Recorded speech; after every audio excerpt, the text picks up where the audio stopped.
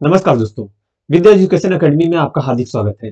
आज हम previous year SSC GD के आए हुए 25 सामान्य अध्ययन के प्रश्नों को हल करेंगे और उनके साथ साथ हम ये भी समझते चलेंगे उनके साथ एडिशनल फैक्ट्स कौन कौन से हैं। आप 25 प्रश्न ही मत समझ के चलिएगा, यहाँ पे कम से कम आपको 150 से अधिक फैक्ट मिलेंगे। चलिए स्टार्ट करते हैं आज का डिस्कशन। सबसे पहले प्रश्न हम देखते हैं, प्रश्न संख्या 1। जब किडनी सही तरीके से काम करना बंद कर देती है, ठीक है, सही तरीके से काम करना बंद कर देती है तो अपशिष्ट उत्पादों से अतिरिक्त द्रव निकलने की प्रक्रिया को क्या कहा जाता है। जरा ध्यान से समझिएगा, यहाँ पे ऑप्शन कौन कौन से हैं, जरा हम ऑप्शन को समझते हैं। 1 मिनट।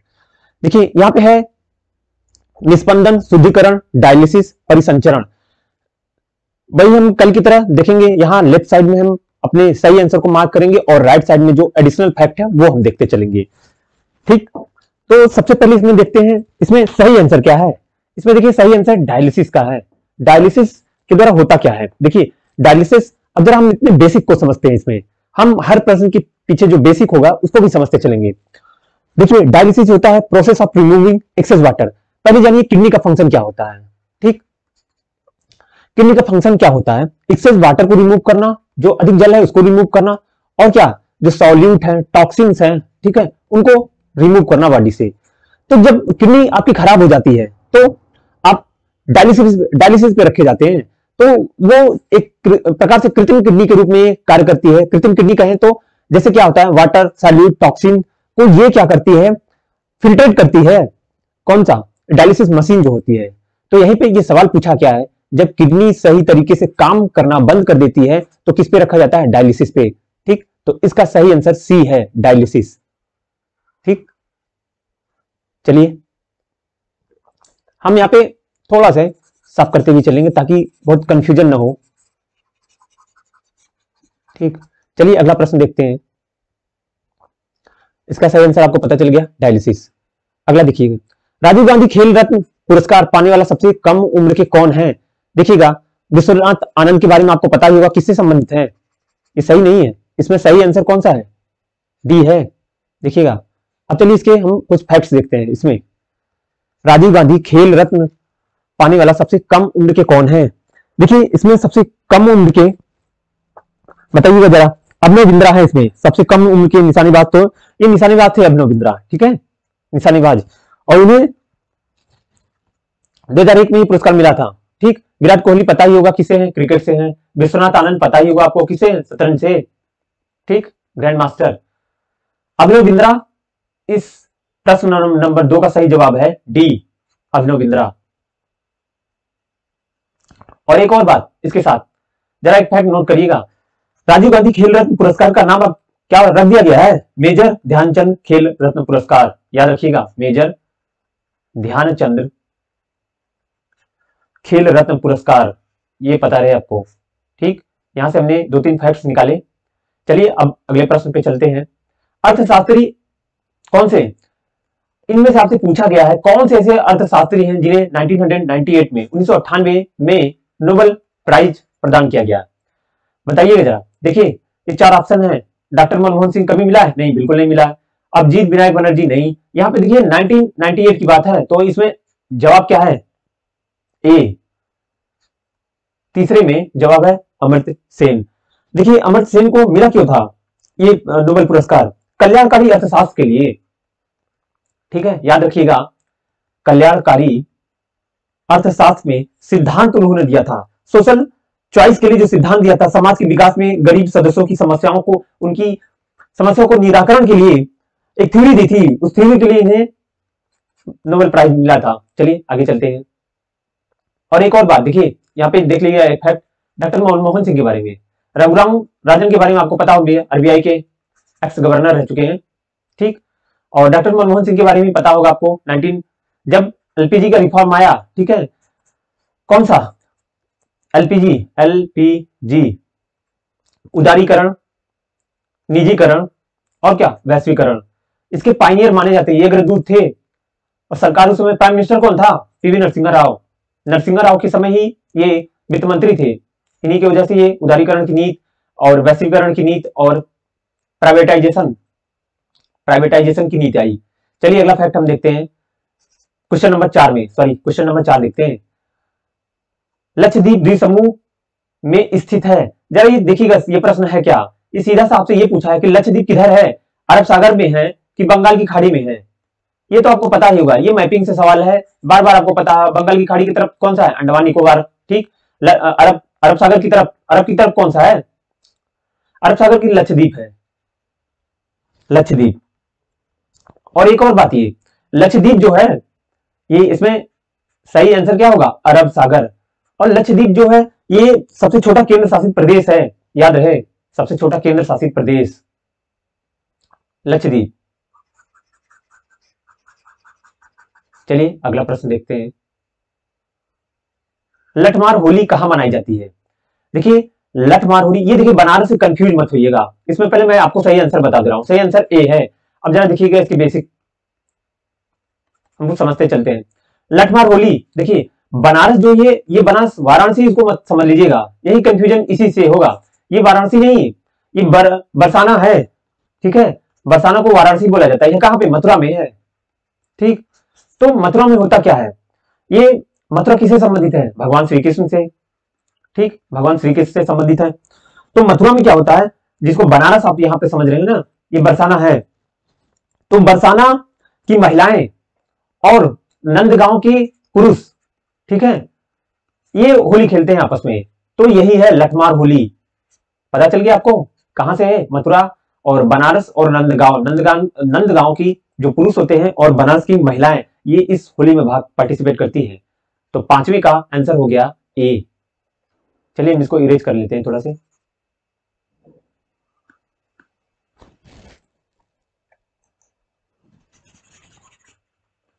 इसमें सही आंसर ए है, बनारस एवं नंदगांव। चलिए आगे प्रश्न पे चलते हैं। क्वेश्चन नंबर 6 पे, विषाणु के अध्ययन को क्या कहा जाता है। देखिए विषाणुओं के अध्ययन को, वायरस, विषाणु का मतलब वायरस की बात हो रही है, वायरस के अध्ययन को क्या कहा जाता है। चलिए देखते हैं, वायरस के अध्ययन को क्या बोला जाएगा, बताइएगा। वायरोलॉजी, वायरोलॉजी वायरस के अध्ययन को कहा जाएगा। देखिए वायरस क्या होते हैं, पता ही होगा आपको, जैसे बैक्टीरिया, वायरस, ठीक। बैक्टीरिया क्या होता है, बैक्टीरिया में क्या, सेल चारों तरफ पाई जाती है। और वायरस क्या होता है, ये डेड, डस्ट के रूप में जैसे होता है, डेड के रूप में पड़ा होता है, जब तक ये किसी सेल के कांटेक्ट में नहीं आता, जो ही सेल के कांटेक्ट में आता है ये एक्टिव हो जाता है, ठीक है। और क्या, अपने जेनेटिक मटेरियल जो होते हैं उसमें अंदर, उसके न्यूक्लियस के अंदर जाके फिर मल्टीप्लिकेशन करने लगता है सॉरी, ये वायरस होता है। बायोलॉजी पता ही होगा, यहाँ पे जरा अपने बेसिक को समझ लेते हैं, जो जो इसमें है उनके ऑप्शंस के बारे में समझ लेते हैं। इसमें आंसर जानते रहिएगा, वायरोलॉजी है ये, वायरोलॉजी, विषाणु के अध्ययन को क्या कहा जाता है, वायरोलॉजी कहा जाता है। देखिए पीडोलॉजी, ये पीडो को सॉइल से मत कंफ्यूज हो गए, यहाँ पे ये हिंदी में है, लेकिन वो पीडो है, ये पीडो अलग है, ठीक है। ये पीडोलॉजी जो है ये है किससे संबंधित, देखिए ये पीडोलॉजी जो है बच्चों के स्वभाव, वृद्धि एवं विकास के अध्ययन से है, ठीक है। वहां पे जो ऑप्शन अंग्रेजी में दिया था वहां पे उसकी स्पेलिंग दूसरी थी। तो ये जो पीडोलॉजी है ये बच्चों के स्वभाव, वृद्धि एवं विकास के अध्ययन से संबंधित वाला है। पैथोलॉजी पता ही होगा, पैथोलॉजी किससे संबंधित होता है, पैथोलॉजी क्या होता है, रोगों की जांच के लिए होता है, ठीक है। तो आपको लगभग चारों ऑप्शन आपने समझ लिया। चलिए अगला प्रश्न देखते हैं हम। सत्य के प्रयोग, देखिएगा अब इसमें बहुत सारे चीजें हैं। सत्य की प्रयोग पुस्तक जो है किसकी आत्मकथा है, बहुत ही लेजेंडरी पर्सन है भारत के, बताइएगा इसमें। और आज इसके साथ हम बहुत सारे फैक्ट्स भी देखेंगे, इस क्वेश्चन के साथ बहुत सारे बेसिक्स हमको करने हैं, वो भी हम देखते चलेंगे। देखिएगा माई एक्सपेरिमेंट विद ट्रूथ, ये एक ऑटोबायोग्राफी है, आत्मकथा है, किसकी है, ये है महात्मा गांधी की, ठीक है, महात्मा गांधी की आत्मकथा है। और देखिएगा एक महात्मा गांधी की और भी बुक्स हैं, कौन कौन सी हैं जरा बताइएगा। देखिए उनकी बुक थी India of my dream, India of my dream, ये भी महात्मा गांधी की ही बुक है। दूसरी एक बुक थी, ठीक है, उन्होंने हिंद स्वराज करके है, गांधी जी का वास्तविक दर्शन इसी में मिलता है। और उन्होंने पश्चिमी सभ्यता का जो विरोध किया था वो हिंद स्वराज में ही जिक्र इसका मिलता है। ठीक है, तो हमने 2-3 बुक के बारे में भी हम उनकी देखेंगे। इंडिया ऑफ माई ड्रीम एक होगी बुक, हिंद स्वराज। और क्या पता है आपको गांधी जी के बारे में, बताइएगा, कमेंट में बताइएगा कुछ ऐसे फैक्ट्स जो कि यूनिक हो। गांधी जी का नाम ही आप पता होगा पूरा, मोहनदास करमचंद गांधी। पिता का नाम करमचंद गांधी, माता का नाम पुतलीबाई। इनका डेट ऑफ बर्थ क्या है पता ही होगा आपको, 2 अक्टूबर। देखिए इनका जो डेट है पूरा डेट आपको याद रखना पड़ेगा, क्योंकि ऐसे पर्सन है उनकी जानकारी आपको रहनी चाहिए। 2 अक्टूबर। और डेट कब हुई है? डेट 30 जनवरी है, 30 जनवरी 1948। पता रहे ये दोनों चीजें। और देखिएगा, और इनके साथ बहुत सारे क्वेश्चन बनते हैं, जरा हम उसके बारे में थोड़ा थोड़ा से चर्चा कर लेते हैं। जैसे क्या, कैसे क्वेश्चन बनते हैं, और जैसे ऐसे क्वेश्चन बनेंगे कि राष्ट्रपिता, जैसे पूछा जाता है कि राष्ट्रपिता की उपाधि जो किसने दिया, तो राष्ट्रपिता की उपाधि जो संबोधित किया था ना, वो बोस जी ने संबोधित किया था, सुभाष चंद्र बोस ने। अर्ध नंगा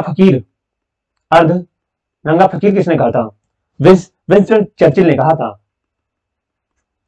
मलंग बाबा किसने कहा था? आप कमेंट में जवाब दीजिएगा। मलंग बाबा, ये आपके लिए सवाल छोड़ रहा हूं। मलंग बाबा किसने कहा था, किनके द्वारा कहा था? तो कोई एक व्यक्ति नहीं था, बताइएगा जरा किसने मलंग बाबा कहा था। इतने, वैसे तो इनके बारे में बहुत सारे फैक्ट्स हैं और भी हैं, जैसे कैसरे हिंद की उपाधि किसने दी थी, ऐसे बहुत सारे क्वेश्चन बन जाएंगे इनके। तो हमने बस ये ज्यादा डिस्कस हो जाएगा, बस इतना ही। चलिए अगला क्वेश्चन देखते हैं, आप जवाब दीजिएगा। मलंग बाबा की उपाधि किसने दी थी गांधी जी को? चलिए अगला प्रश्न हम देखते हैं।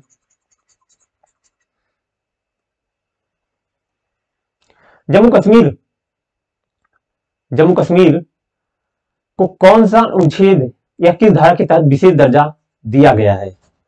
जम्मू कश्मीर, आपको हाल ही में पता होगा रिसेंट में जम्मू कश्मीर क्या था? पहले राज्य का दर्जा दिया गया था, इसे राज था, अब क्या है ये यूटी हो गया है, यूनियन टेरिटरी बना दिया गया है। इसको तोड़ के 2 बना, जम्मू एंड कश्मीर और कौन, लद्दाख। ठीक है, इसमें पूछा क्या गया है, जम्मू कश्मीर को कौन से अनुच्छेद के तहत विशेष दर्जा दिया गया, बताइएगा। जम्मू कश्मीर को देखिए, आपने कई बार सुना होगा आर्टिकल 370, जो कि अब पूरी तरीके से लगभग हटा दिया गया है। अब ये विशेष जो दर्जा मिला था राज्य का, जैसे वहां पे कोई जमीन नहीं खरीद सकता था, बहुत सारे प्रावधान थे, वो हटा दिए गए वहां से। बस इसमें आंसर क्या हो जाएगा आपको? इसमें आंसर हो जाएगा 370। और जानते रहिएगा, जम्मू कश्मीर को तोड़ के लद्दाख में और जम्मू कश्मीर खुद 2 केंद्र शासित प्रदेश बना दिए गए हैं। चलिए 9वां प्रश्न देखते हैं। भारतीय संविधान का नागरिकत्व किस देश के संविधान से प्रेरित है, बताइएगा। देखिए इसमें 4 ऑप्शन दिए गए हैं। अगर यहां नागरिकत्व का मतलब होता है, जैसे एकल नागरिकता की बात हो रही है, ठीक है, तो मूल भावना की बात कर रहा है, ठीक है, तो एकल नागरिकता की भावना जो है कहां से लिया गया है? जरा ऑप्शन देखिए, क्या यूएसए में एकल नागरिकता है? वहां से, जब वो खुद एकल नागरिक नहीं है तो आप वहां से कहां से लिया जाएगा? हो ही नहीं सकता। यूके, ऑस्ट्रेलिया, फ्रांस, जरा देखिएगा, बहुत सारी चीजें जो हैं यूके से सीधे उठाई गई हैं। क्या कारण है उसका उठाने का, क्यों उठाई गई थी सारी चीजें? देखिए उसके पीछे एक कारण था, क्योंकि जब कोई सिस्टम में चीज होती है तो अचानक उसमें परिवर्तन करना पॉसिबल नहीं होता। तो हमारी संविधान विशेषज्ञ भी यही समझते थे इन चीजों को। उनको लगता था कि अगर हम अचानक बहुत ज्यादा एक बड़ा परिवर्तन कर दें तो दिक्कत क्या होगी? दिक्कत ये होगी कि पिछले कई सालों से जो ब्रिटिशर ने हमारे ऊपर राज जो किया है, वो उससे दिक्कत ये हो जाएगी कि जो भारतीय जनता है शायद उसका अनुकूलन जल्दी नहीं हो पाएगा। एक सबसे बड़ी ये समस्या थी। तो लॉ मेकिंग अथॉरिटी जो थी वो क्या करती थी, सोचती कि जो परिवर्तन हो रहा है इतना आराम से हो, आराम से के साथ साथ होता है, इतना नैतिक रूप से भी हो और ऐसा हो कि जिसको लोग धारण आसानी से कर पाए। ऐसा कोई कानून न बना दिया जाए जिससे कि उसको अडेप्ट करना ही मुश्किल हो जाए। एक सबसे बड़ा ये कारण था कि हम ऐसी चीजों को लाना चाहते थे जो कि आसान रहे। इसीलिए संविधान विशेषज्ञों ने यह सोचा कि भारत में अगर थोड़ी सी दो, अगर हम एकल नागरिकता को नहीं करते, दोहरी नागरिकता लगे, तो हो सकता है कि थोड़ा सा बहुत सारा कंफ्लिक्ट पैदा हो जाए, इसलिए यूके से ये लिया गया। आपको पता है यह दोहरी नागरिकता कहां पे, दोहरी नागरिकता कहां मिलती है? देखिए यूएसए में देखेंगे, यूएसए का जो एक फेडरल वहां पे देखेंगे, एक केंद्र खुद नागरिकता दे देती है और एक और क्या दूसरा राज्य खुद अपने नागरिकता देते हैं।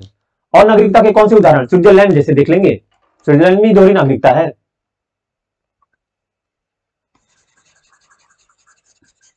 चलिए अगला फैक्ट देखते हैं, इसमें आंसर कौन सा सही होगा? इसमें आंसर है यूके है, ध्यान दीजिएगा। चलिए आगे चलते हैं प्रश्न नंबर 10 पे। निम्न में से कौन सा पानी के साथ प्रतिक्रिया करता है? देखिएगा पानी के साथ प्रतिक्रिया कौन करता है? अब जरा देखिएगा, चांदी, सीसा, तांबा, क्या ये प्रतिक्रिया करेंगे? बिल्कुल नहीं करेंगे। देखिए कैल्शियम जो होता है, क्यों ऐसा होता है? आवर्त सारणी आपने पढ़ी होगी थोड़ी सी, तो वहां पे ये चीजें समझ पाएंगे। इसमें आपको कुछ बेसिक्स बता देते हैं। चलिए, जैसे कैल्शियम है, ये धातु है, ठीक है, ये धातु क्या करेगी? Ca के साथ अगर हम इसके रिएक्ट करें, Ca प्लस 2H2O, 2H2O टूट के क्या होगा? कैल्शियम हाइड्रोक्साइड बना लेगा, फिर से ये एक्वस, ठीक है, प्लस H2, और ये जो थर्मिक प्रोसेस होता है, मतलब क्या है, इसमें हीट निकलती है, ठीक, लेकिन इतनी मात्रा में हीट नहीं उत्पन्न होती कि वो H2O गैस आग लगा दे। तो एक जो थर्मिक प्रोसेस है हम यहाँ पे जान लिए, एक जो थर्मिक है और क्या H2O के साथ रिएक्ट करके कैल्शियम हाइड्रोक्साइड बना दी, एक्वस। बस इतना ही जानना था इसमें आंसर होगा कैल्शियम। चलिए आगे चलते हैं। आप क्या करिएगा, कमेंट में बताइएगा, चांदी को केमिकल फार्मूला क्या होता है, केमिकल रूप से चांदी को कैसे लिखेंगे? मैं ऑप्शन दे रहा हूं, AU AG दोनों क्या है, क्या ऑप्शन में आप कमेंट करके बताइएगा। देखिए साथ साथ आपने अगर थोड़ा से आप एक्टिव होके इन प्रश्नों को सॉल्व करेंगे तो मजा भी आएगा और आपको समझने में अच्छा भी लगेगा। तो आप कमेंट करिएगा, प्लीज कमेंट करके बताइएगा कि चांदी को कैसे आप लिखेंगे, सिंबल बताइएगा उसका। चलिए अगला देखते हैं प्रश्न। भारत सरकार में युवा मामलों और खेल के लिए वर्तमान कैबिनेट मंत्री कौन है? देखिए ये सवाल लिए गए हैं, ये 2019 के ओरिजिनल पेपर से उठाए गए हैं, तो वहां उस समय पूछा गया था, लेकिन आज ये रिलेवेंट नहीं है। आज के समय कौन है? आज के समय वर्तमान में अनुराग ठाकुर है, ठीक है, अनुराग ठाकुर, उसमें हर्षवर्धन सिंह राठौर थे। तो याद रखिएगा ये अब रिलेवेंट नहीं रह गया। वर्तमान में कौन है ये जानते रहिएगा, वर्तमान में अनुराग ठाकुर है, हमको यहां से मतलब है। अब ये तो पुराना डेटा है, इससे कोई इशू ही नहीं है, तो जानते रहिएगा वर्तमान में कौन है यहाँ पे, अनुराग ठाकुर। भारत के न्यायतंत्र में अदालतों का पदानुक्रम शामिल है जिसमें से सर्वोच्च है। अब जरा इस प्रश्न को देखिएगा, इसमें पूछा क्या गया है, इसमें ये पूछा गया है पदानुक्रम में शामिल है जिसमें सर्वोच्च है, टॉप पे कौन है? अगर भारत का देखिए जुडिशरी देखा जाए, न्यायपालिका भारत की देखा जाए, तो सबसे ऊपर कौन है? उच्चतम न्यायालय है। फिर कौन सा है? हाई कोर्ट पड़ती है, ये सुप्रीम कोर्ट, नीचे फिर हाई कोर्ट, फिर नीचे कौन सी? डिस्ट्रिक्ट कोर्ट है। उसी के साथ बहुत सारी कोर्ट होती है, सेशन कोर्ट भी होता है, इसी में सेशन कोर्ट है जिसमें एडीजे बैठते हैं, ठीक है। हाई कोर्ट जो कि राज्य स्तर की होती है, ठीक, और बाकी सुप्रीम कोर्ट ये संघीय ढांचा इसका भी है। ताकि ऐसा बनाया क्यों गया है, जरा हम समझते हैं इसको, ऐसा बनाया क्यों गया है, चलिए ये देख लेते हैं इसको, ऐसा बनाया क्या गया, क्यों बनाया गया ऐसा। देखिए बनाने के पीछे एक पर्पज ये था कि अगर कहीं ना कहीं डिस्ट्रिक्ट कोर्ट से कोई गलती होती है तो हाई कोर्ट उसको करेक्ट करे, हाई कोर्ट से कोई गलती होती है तो उसको सुप्रीम कोर्ट करेक्ट करे। इसके बाद भी प्रावधान है, कई बार आपने देखा होगा कि जब फांसी की सजा मिलती है तो अपील में हम क्या करते हैं, हाई कोर्ट से फिर सुप्रीम कोर्ट से फिर आपके पास एक होता है, राष्ट्रपति के पास भी क्षमा याचना का अवसर होता है। तो ये प्रावधान इसीलिए किए गए हैं कि अगर गलती होती है तो ऐसा ना रहे कि किसी निर्दोष को सजा हो जाए। तो इसमें आंसर क्या होगा? उच्चतम न्यायालय, सुप्रीम कोर्ट। और सुप्रीम कोर्ट के बारे में पता होगा, ये गार्डियन है क्या, कौन से आर्टिकल से सुप्रीम कोर्ट में आप मौलिक अधिकारों की रक्षा करता है, बताइएगा जरा। चलिए काम और देते हैं, मैं आपको एक फैक्ट बता रहा हूं, आप कमेंट में एक फैक्ट बताइएगा। देखिए सुप्रीम कोर्ट आर्टिकल 32 के तहत, ठीक, संवैधानिक उपचारों का अधिकार जो मिला है आपको, फंडामेंटल राइट का, अगर आपका फंडामेंटल राइट की आपकी अगर अवहेलना हो रही है तो आर्टिकल 32 के तहत आप जा सकते हैं सुप्रीम कोर्ट में। हाई कोर्ट में किस आर्टिकल के तहत जाएंगे आप, ये आप कमेंट में बताइएगा मुझे। मैं भी आपसे उम्मीद करता हूं कि आप थोड़ा एक्टिव होकर वीडियो सुन रहे होंगे और आप इन प्रश्नों के जवाब भी देंगे कमेंट में, मैं उम्मीद करता हूं। चलिए अगला प्रश्न, क्वेश्चन नंबर 13 देखते हैं। क्वेश्चन नंबर 13 में है 300 कैच लपकने वाला भारत के पहले विकेट कीपर कौन है? देखिएगा, 300 कैच लपकने वाले भारत के पहले विकेट कीपर हैं MS धोनी। ठीक है, वीरेंद्र सहवाग के बारे में पता होगा, वीरेंद्र सहवाग ने सबसे तेज दोहरा शतक लगाया था।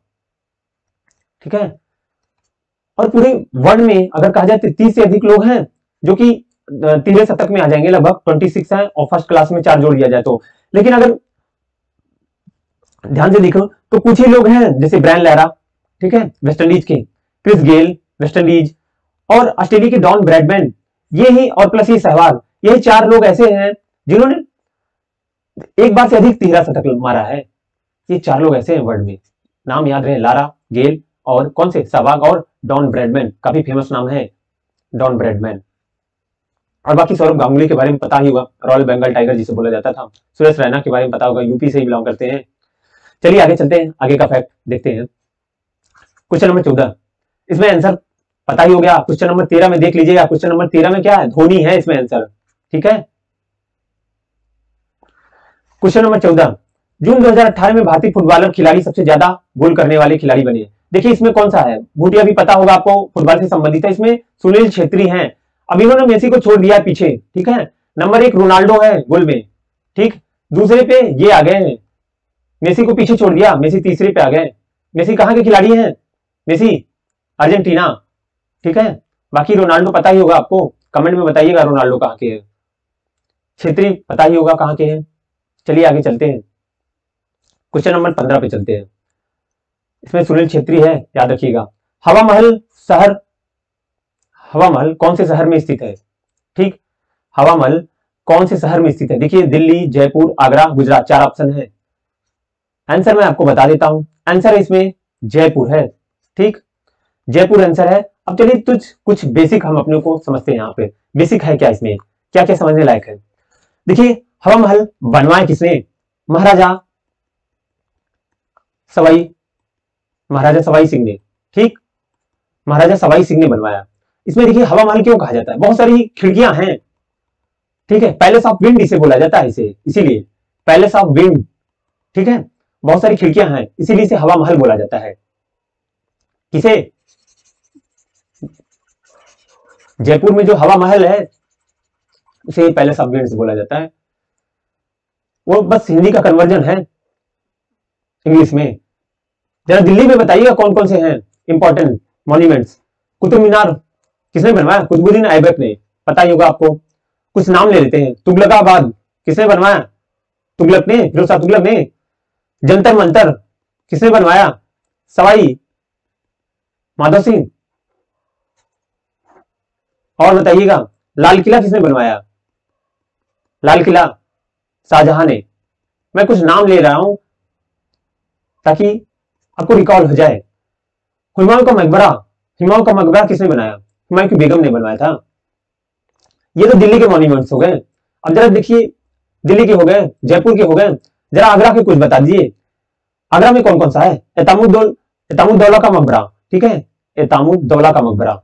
चलिए इसको थोड़ा से साफ कर देते हैं।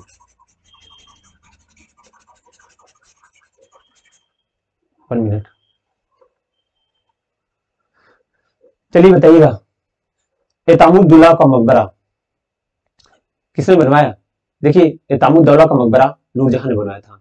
ठीक है, हम अब आगरा की बात कर रहे हैं। आगरा में जो कुछ मॉन्यूमेंट्स हैं, आगरा में कुछ वास्तुकलाएं जो हैं उसके बारे में बात करें। एतामुद्दौला, आराम बाग किसने बनवाया? बाबर ने। ठीक,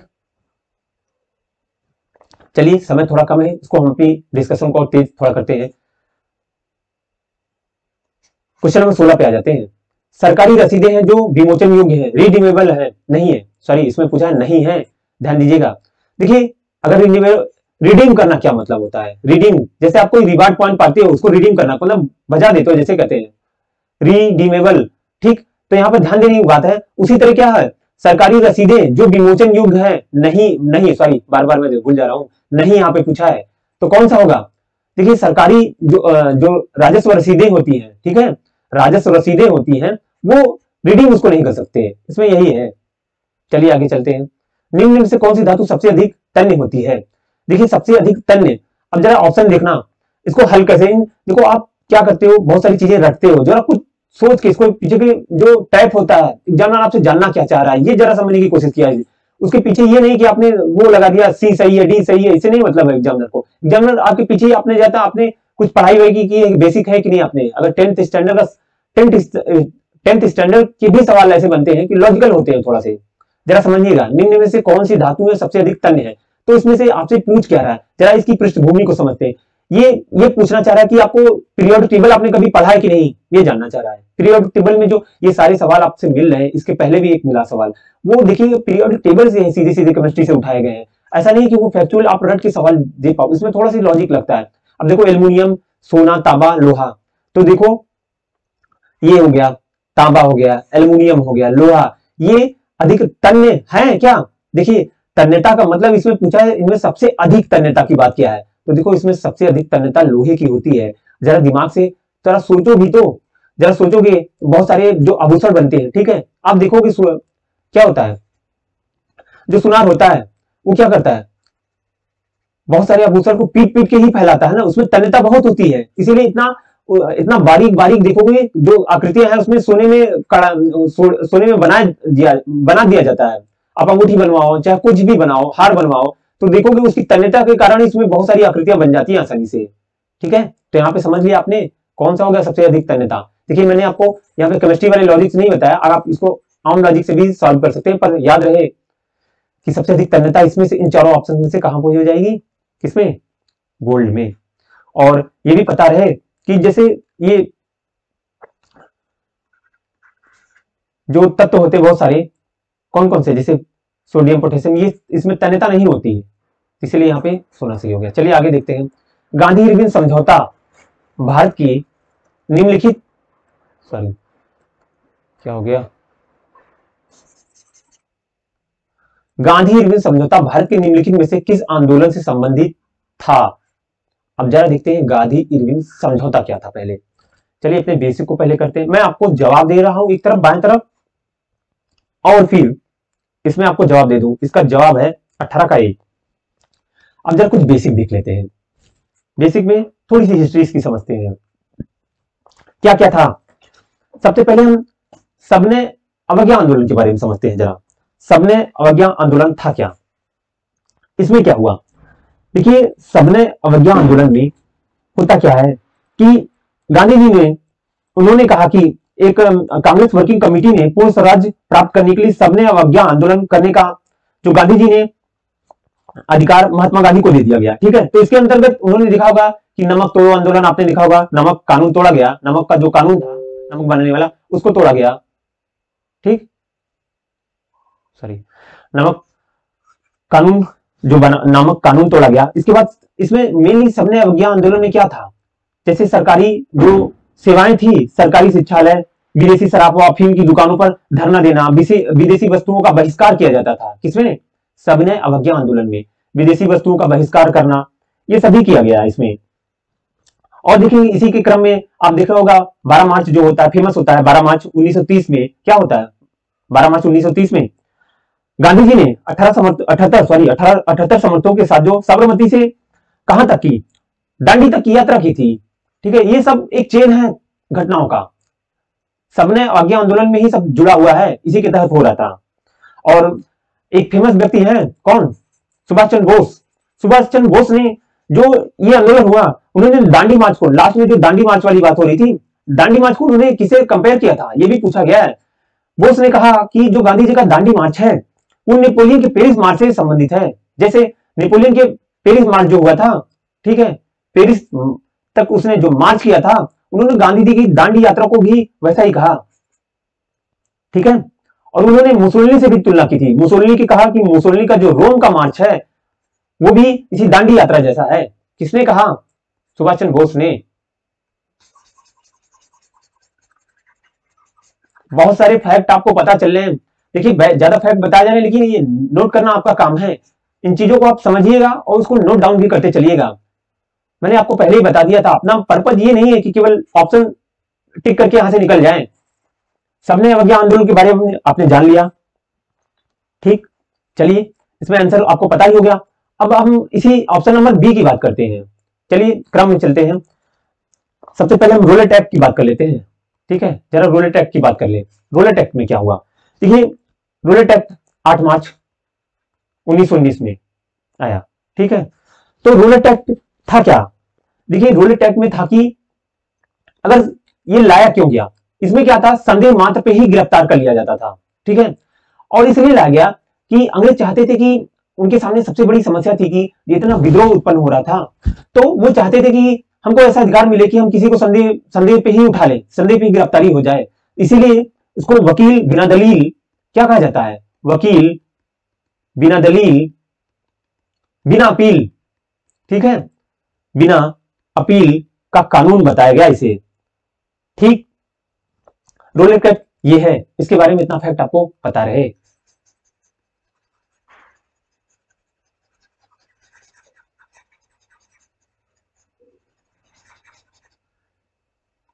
चलिए एक और बचा है, थोड़ा देख लेते हैं असहयोग आंदोलन के बारे में, अधूरा रह जाएगा। असहयोग आंदोलन में क्या क्या हुआ वो हम जरा समझ लेते हैं।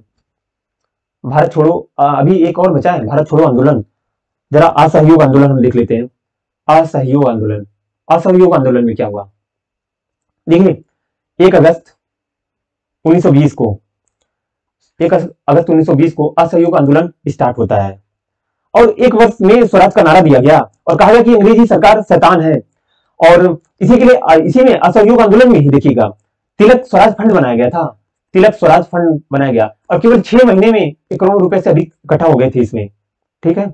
और इसी असहयोग आंदोलन शुरू करने से पहले ही देखिएगा एक और घटना घटी, कौन सी, कैसर हिंद। कैसर हिंद किससे संबंधित है, याद आया कुछ, कैसर हिंद। देखिएगा इसी के पहले गांधी जी ने कैसर हिंद की उपाधि जो अंग्रेजों ने दी थी, उनको अंग्रेजों ने दी थी, उसे उसने गांधी जी ने लौटा दिया वापस, गांधी जी ने लौटा दिया, ठीक है।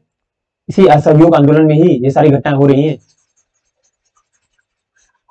चलिए आगे हम देख लेते हैं थोड़ा सी भारत छोड़ो आंदोलन के बारे में। देखिएगा ये आप सुनते जाइएगा, जो जो पता होगा, हो सकता है बहुत सारे जितने फैक्ट बता रहा हूं पता हो, लेकिन रिकॉल हो जाएगा, एक बार याद हो जाएगी चीजें। भारत छोड़ो आंदोलन, इसमें आंसर इसका 18 का ये है, लेकिन अब हम भारत छोड़ो आंदोलन के बारे में थोड़ा सा देख लेते हैं क्या हुआ भारत छोड़ो आंदोलन में।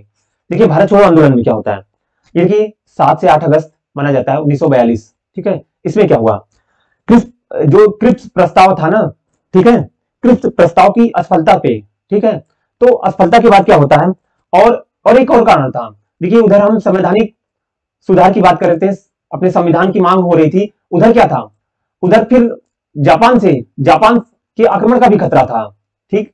जापान के आक्रमण के बढ़ते हुए खतरों को देख के भारतीयों के अंदर इन चीजों को लेकर असंतोष व्याप्त हो गया था। तो इसी को देखते हुए 14 जुलाई 1942 में, ठीक है, कांग्रेस कार्य समिति की बैठक हुई और यह तय किया गया 7 अगस्त 1942 में, 7 अगस्त 1942 को यह तय किया गया कि कहां पे, ग्वालियर टैंक में। आपने ये सवाल बार बार पूछा जाता है, ग्वालियर टैंक, ठीक है, ग्वालियर टैंक का मैदान है, कहां पे है ये, मुंबई में, ठीक है। मुंबई में ये तय होता है कि भाई अब बहुत हो चुका, अब तो ये करो या मरो की स्थिति है हमारे लिए, अब तो हमारे लिए करो या मरो की स्थिति है। और उसी टाइम एक और नारा दिया गया, अंग्रेजों भारत छोड़ो, अंग्रेजों भारत छोड़ो, ठीक है, यही भारत छोड़ो आंदोलन है, इसी की बात हो रही है।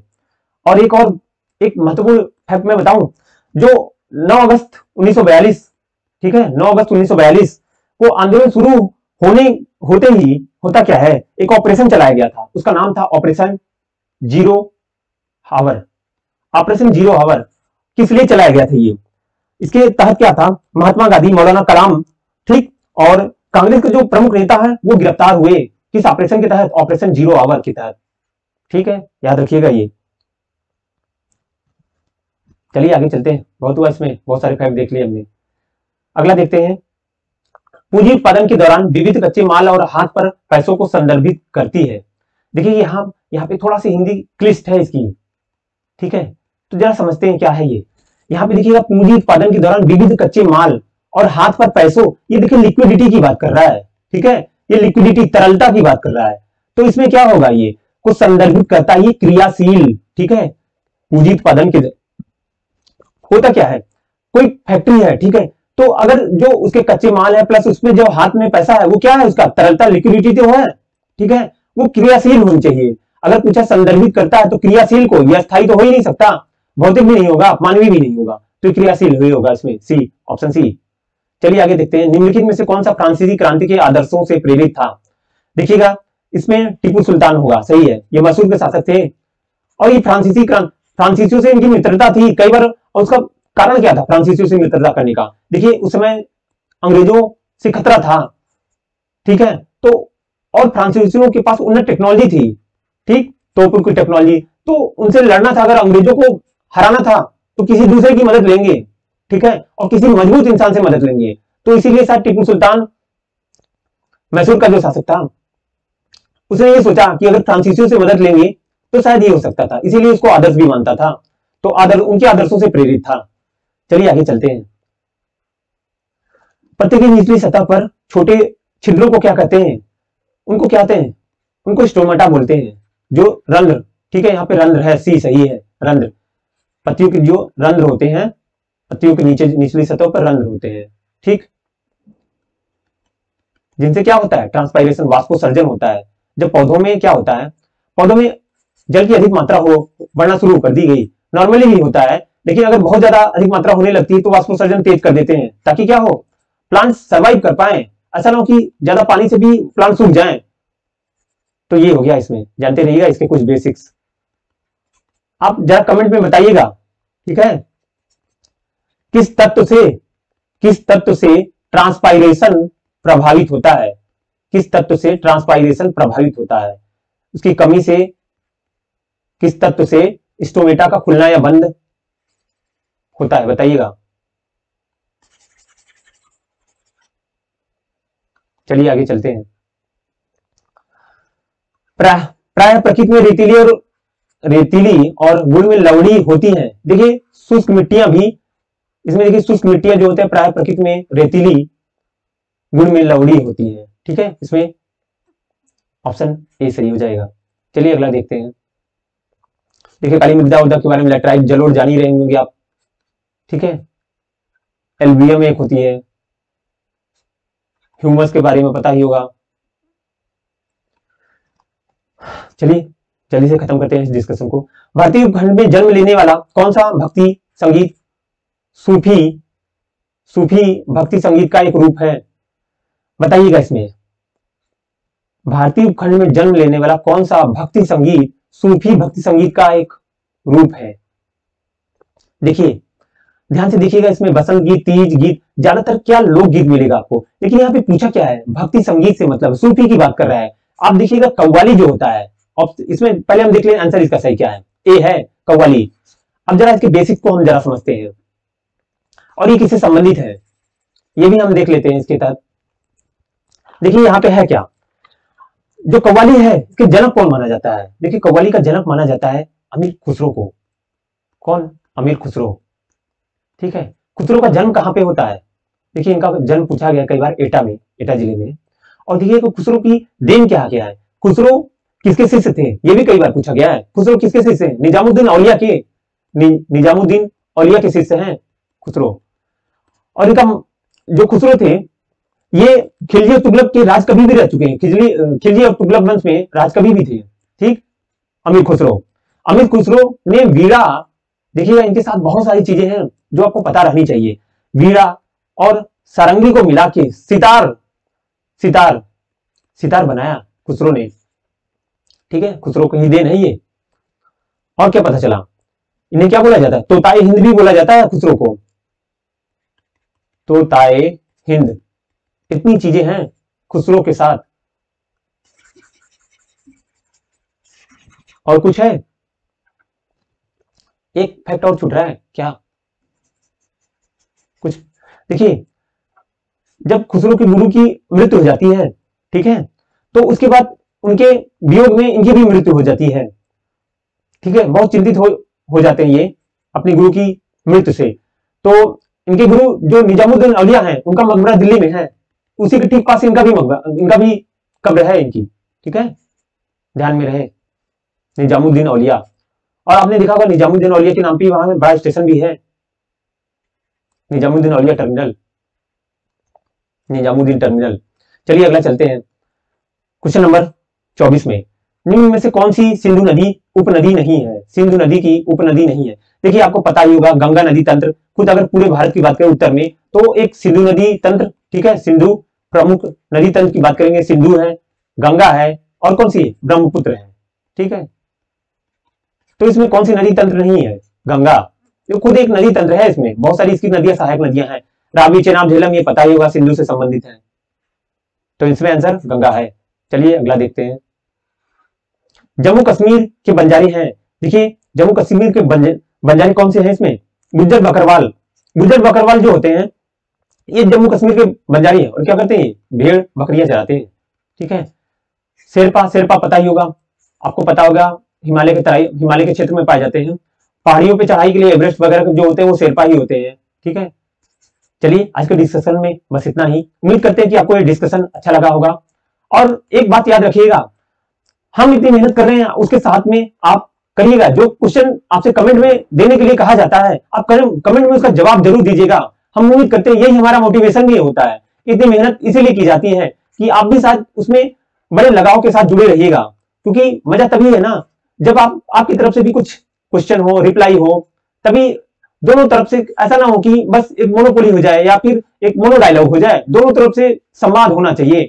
तो कृपया करके जो सवाल आपसे पूछे गए हैं उसका जवाब जरूर दीजिएगा। थैंक यू वेरी मच, बहुत बहुत धन्यवाद।